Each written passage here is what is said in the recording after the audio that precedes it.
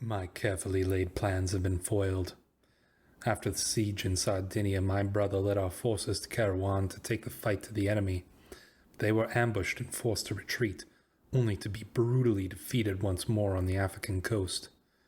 My son Jonathan, my brother, and my nephews were all taken prisoner, and my army was defeated down to the last man. How could things go so wrong? I must now consider my options, what few though there are.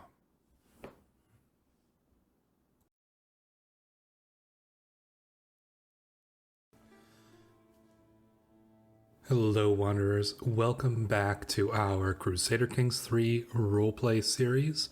Once again, we are stepping into the boots of Duke Richard of Capua. Before we begin though, I do want to thank you all for the continued support of this roleplay series. This is my first such series here on YouTube, and all of the comments and the likes and all of that really do encourage me to keep creating more content for you guys. So if you have been enjoying the series thus far, feel free to drop a like and I will continue to make more content for you guys to enjoy. That out of the way, why don't we recap a little bit of where we left off, and it was not in a good position. No, it was not. We had gone to war with the High Chieftain of Kairouan, intending to take the county of Logaduro from them, which they had taken here in Sardinia. We went to war, we called in our allies. We felt like we were closely matched with them, and things seemed to be going well at first. However, we were defeated in quite the battle here in North Africa, and our forces were crushed, and one of our sons was taken prisoner. Now, Duke Richard, he is an ambitious man, and he would not release his ambitions easily. However, with the capture of his son, and with his forces utterly defeated, I think that he really needs to be looking into other alternatives now. The High Chieftain has sent us an offer of white peace, which would entail freeing our son from prison. I do believe that we are going to accept this white peace. We may not like it, but I think in this case, for Duke Richard, with no forces and no way to continue this battle, this white peace may be the best we're going to get, and he is not a stupid man. No, he knows that he may need to bide his time, and getting his son freed from prison is important. So we are going to accept this white peace. To the cocky Duke Richard, may you be sewn up alive in the belly of a dead camel. I accept your offer of peace. Let us put this conflict behind us. Well, that's something. So, we have some situations. Our brother, oh, ouch, look at this. Our brother and both of his sons were also imprisoned. Yeah, we lost a lot of our family in having our forces crushed there. Can we ransom our people free? We may need to. Obviously, we are greedy, but I think Duke Richard is somebody who cares for family. He cares for his house. He's not just, and his brother and his nephews, they've served him well. He's not going to just simply leave them to rot in prison. So I think we will be paying the ransom here for our family. We're not going to let them rot in prison. That is not something that we would do. I do believe that I will be putting my eldest son in the position of marshal, however, because we will need to rebuild our forces, and I think Jordan will be the one to do it. Mental break, too busy. By God, petitioners from the realm end up queuing up lately. The work feels endless. Yet another one steps forward. Evidently a distressed merchant. You think you can wheedle a royal stamp out of me, Burger? I am a duke. The merchant gawps at me, blinking rapidly in shock. Was it something I said? I think... Oh, do we want to go? I don't really think that we would be reclusive. I definitely don't think we would be profligate. I think we're just going to have to suffer through the stress. So we may need to look into dealing with that. It's pretty understandable that we would be feeling a lot of stress in this situation. All right, let's ransom our nephew. Luckily, it's not super expensive. We do have enough money. So I'm not going to be too concerned about that. There we go. Our nephew and our last nephew here. Ransoming them and getting their freedom is quite important. Can declare on war on Sultan.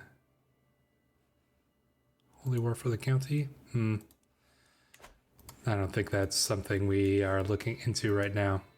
So we've freed our family. Let's just make sure. I mean, if we had some courtiers imprisoned, I wouldn't really be too concerned with that. No, looks like that was it. So we've sorted out that matter, but what are the consequences of this? Well, we did lose our war. That's one thing. And mechanically, obviously, it had some consequences. But consider this from a roleplay standpoint. We went into Sardinia under the intention of protecting it from the North African invaders. That was kind of our only reason, our casus belli, for going into these lands. And considering we failed our war, it may be difficult for us to justify going in here once more, as we didn't really prove ourselves capable of doing what we said we would. So I think for now we're going to have to shelve the idea of going into Sardinia here, because I don't think that it would be something easily accepted. I think our casus belli, even though technically we do have this pressed claim, I don't think that we can just immediately go and use it. Oh, another daughter. Three daughters from my eldest son. How's Fredescenda doing? Temperate, cynical, vengeful. Interesting. Well, she'll, I mean, it looks like she might end up being our ruler, so. You can learn Occitan? Sure. Might as well learn a couple languages. Wilmot. Yeah, sure. That sounds like a fine name. I don't think we're really concerned about our granddaughter's name. Name them whatever you please, honestly. All right. So what are we going to do? We don't have our routes for expansion, which means we need to look into other matters. For example, perhaps construction, building up our power base here in Capua. That is a good possibility. We haven't really done a lot to attend to our realm, so we may look into doing that here in these years between conquests. It's been a long time since we've taken a break from all the constant fighting, so in many ways this may be a welcome break for the people of Capua here. So I think what we will do now is build up some money, build up some buildings. There's going to be a lot of building related things going on here. We may even attempt to perhaps build ourselves a church here in Casino, and maybe even give that to our good Bishop Orderic. That is one option. We can also build some buildings here in Capua. The thing is, Capua is it's a well-developed, it is probably one of the more highly developed areas. Not not compared to, say, Rome or Byzantium, or Constantinople, I should say. But it's pretty well developed. Napoli, Salerno, both pretty well developed. This is a good region. It is also, I believe, farmland. Is it farmland? No, it is plains. Napoli is farmland, though. Capua is the duchy capital, though. I mean, we control... Oh, here, Salerno, though. Salerno is farmland, and it is pretty well developed here. I'm curious if it may be a good idea to move our capital to Salerno. So we just had a pop-up. You learned Sibylla Drengo's witch secret. Who is... You're a witch?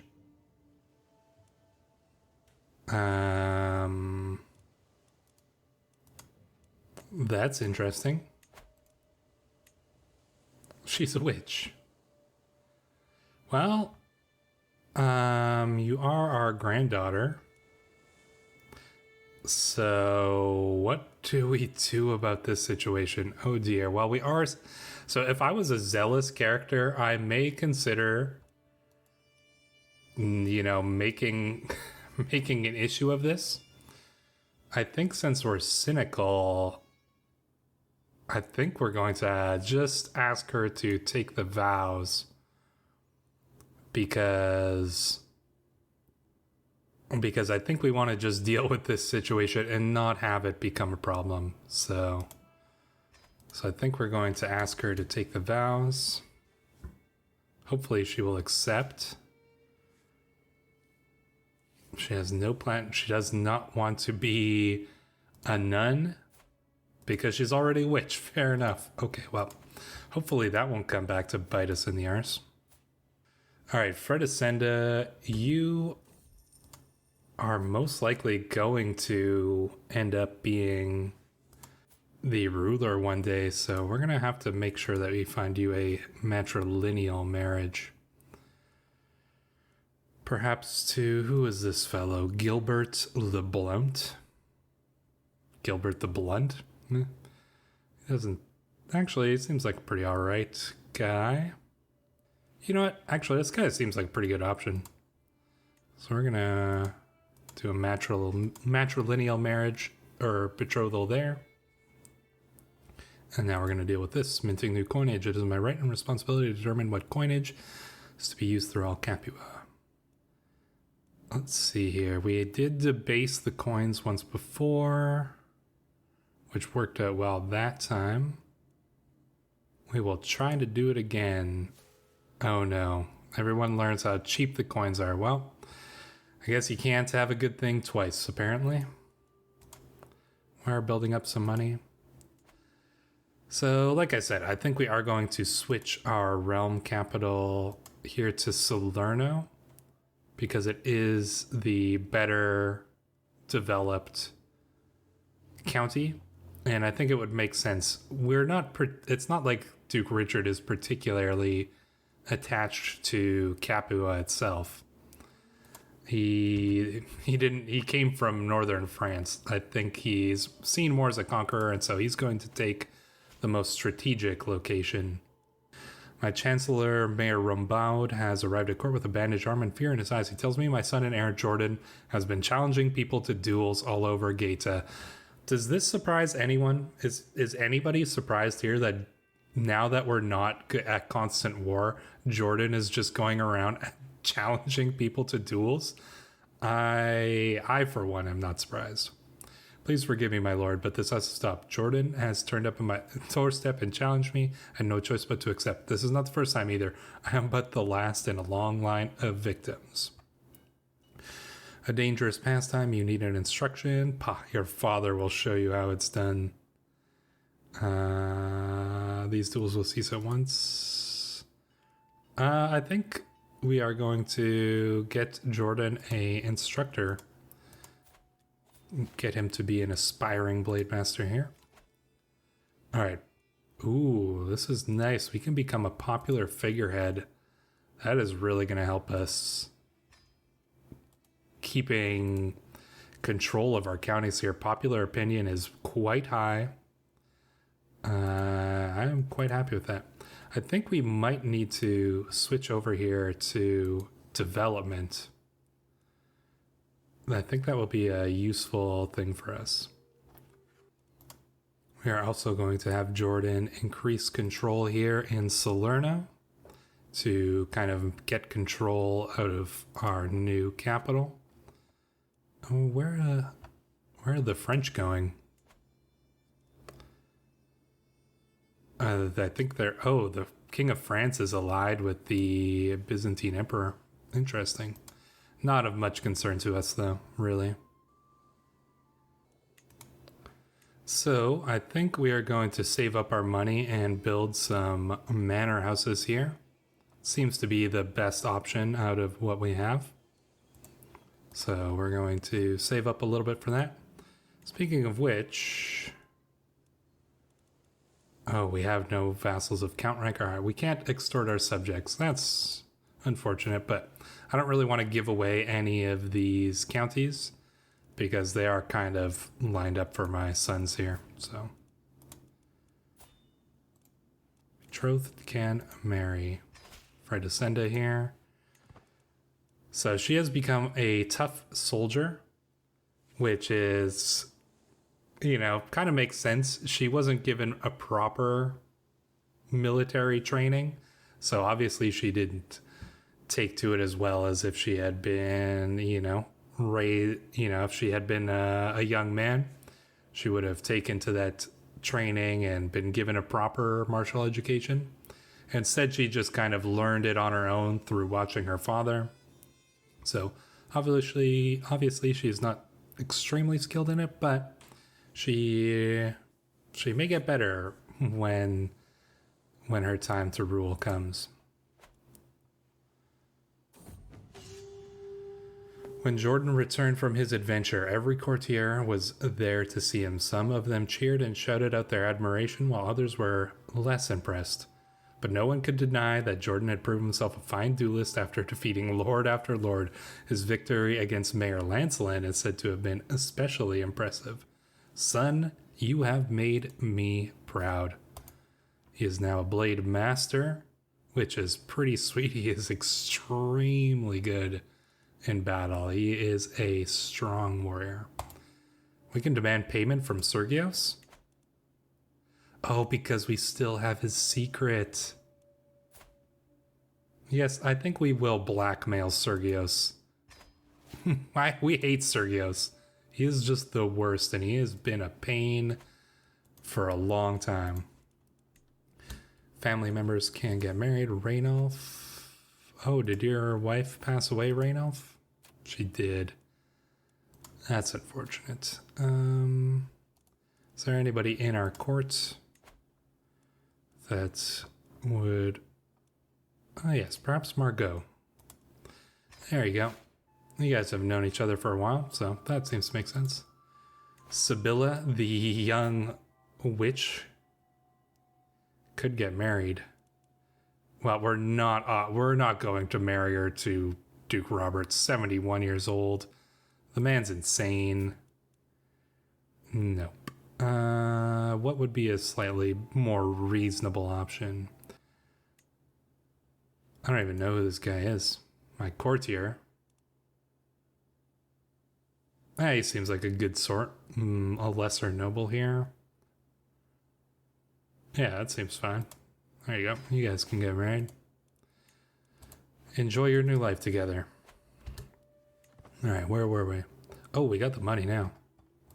Heck yeah, let us build ourselves some... Well, actually, we could construct a new holding.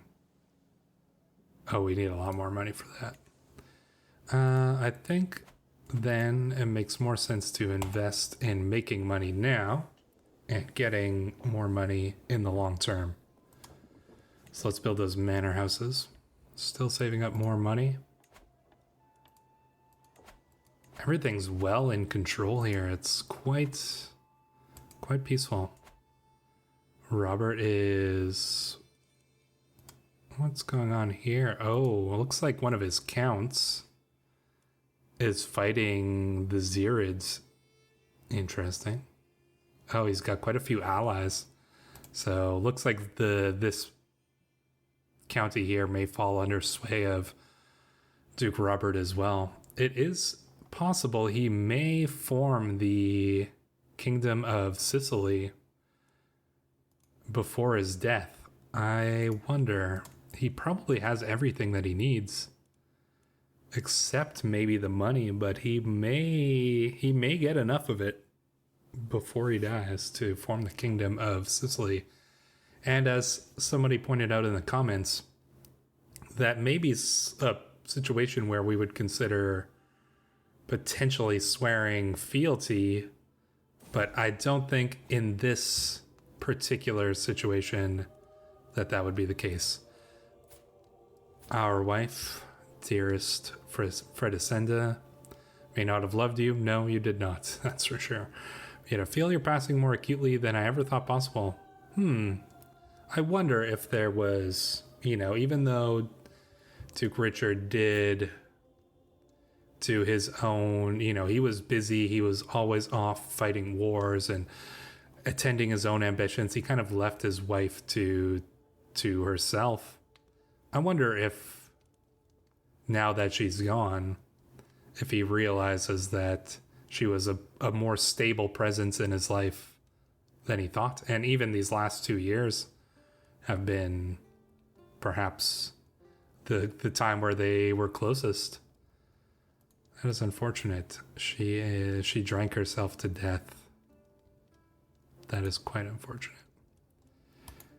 We will gain some stress from that. We've got quite a bit. I think we may call for a hunt.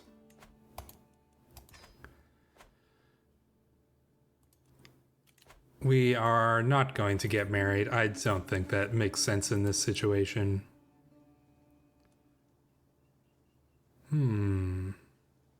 Poachers? I think that we hang poachers here. I think I'm a little pissed off from all the events and from my wife dying. I don't think I have any sympathy for these poachers. The hunt was successful. Gain ourselves a little bit of prestige.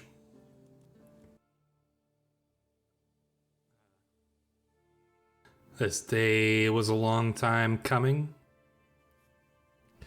Duke Robert the Fox, Robert Guiscard, has finally succumbed and left this mortal coil. Died of heart failure on March 9th, 1088. At age 73. So he was not able to form the Kingdom of Sicily, and his son, Duke Roger, has now taken over. Let us see how Duke Roger handles his realm. Greedy, cynical, diligent, an astute intellectual, and he is a hunchback. Scholarship focus. He is not married, and he does not have any children. Who is his heir? His younger brother, Duke Guy of Calabria. Paranoid, arbitrary, greedy. Yes, I don't think anybody would want this guy in charge. Well, that should shift the dynamic here in southern Italy quite a bit. So let's see how things shape up after this change here. Will it be Duke Roger who manages to finally form Sicily? Or will his rule lead to instability? Suppose we shall find out here. Mental break, wanton desires. Lately it feels like I'm constantly being distracted by lascivious thoughts and erotic fantasies. With all the hardships of my everyday life, it is all too easy to lose myself in daydreams and forget about reality. These desires are clearly interfering with my life, but what should I do about them? I mean, we're 66 years old. Sequester ourselves to avoid temptation. You know, now, maybe after all this, maybe it makes sense now that we would become reclusive. You know, we are still ambitious, but I think we're just tired of everyone. We're old, we're kind of irritable, and I think that we're just going to rule our realm from within our own castle and our chambers here. So we are now reclusive. We will leave most of the ruling up, actually, I believe, to Jordan. I think we're just putting a lot into his hands. There we go. Our mansions have been constructed in Salerno. Perfect. At the end of my Spymaster Pandolf's latest report, he pauses for a moment. There's something you should know about your knight. Landolf and Margot are engaged in an illicit affair. Oh dear, Landolf and Margot, the very thought disturbs me. If I did not know it to be true. Well, is that a huge concern to us? I don't think so. We are reclusive. I don't even think we would bother telling a brother who lost his leg somehow. Don't remember when that happened. Child of my dynasty, my granddaughter Fredesenda has given birth to a son. Oh, that's nice. Osbairn. Oh no, let's see, what other, well, not Richard. We're definitely not having another Tancred. That's a good name. Richard Drengot. So our great-grandson, wow, we lived long enough to see our great-grandson. He's lived a long and fruitful life, Duke Richard has. And my daughter-in-law has given birth to 2 children, Bartholomew's wife. This should be nice, considering his other son died in a tragic car accident. Ricardo and Alfonsina. That works for me. They are raised Italian, but so be it.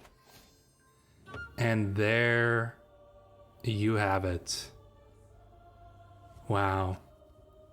Just days after, barely a day after the birth of his great grandson and his twin granddaughter and grandson, Duke Richard dies at 67 years of age. Duke Richard of Capua rests in the arms of the Lord at 67 years of age. He died of old age. A conscientious man, he was renowned for his excellent skills as a steward and a ruler. Duke Jordan ascends to the throne, being a talented military tactician.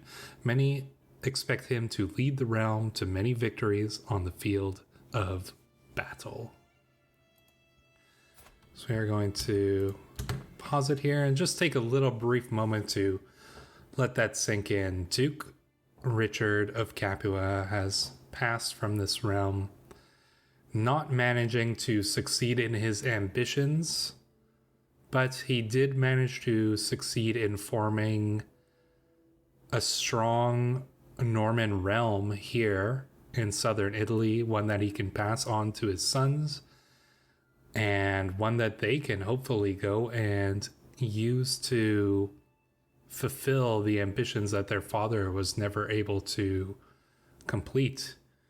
Duke Jordan is in a pretty strong position here. His 2 brothers obviously are in control of the counties of Capua and Napoli. And they don't really seem to get along necessarily that well. Well, Bartholomew and him don't get along very well at all because Bartholomew is technically Italian. Well, considers himself Italian. But Jonathan seems to get along with his brother a little bit better. He has a strong base with which to work from. He still is able to have an alliance here. Or perhaps not. Well, Duke Richard is going to have some interesting problems and predicaments to work out in his path to forging his own destiny. A destiny that I think we will explore in the next episode, ending here on the death of our first character, Duke Richard of Capua. He was a great man in many ways, but will his dynasty be able to surpass him? That, I suppose, we will find out in the next episode. Thanks everyone for watching, and if you guys enjoyed this episode, be sure to leave a like, and if you are interested in seeing some more of the Drengot Dynasty's adventures, feel free to subscribe to the channel as well. We will be coming out with more episodes in the very near future. Also, feel free to leave a comment as to what you think will happen with the realm here now that Duke Richard is gone and Duke Jordan here, the great warrior Duke Jordan, is now in charge. Will he try to do what his father could not and take hold of that county on Sardinia? He does have an unpressed claim. That is for him to decide and for you to suggest. Until the next episode, though, thank you guys so much for watching. I've been Stray, and we shall see you all real soon. Have a good one, everyone.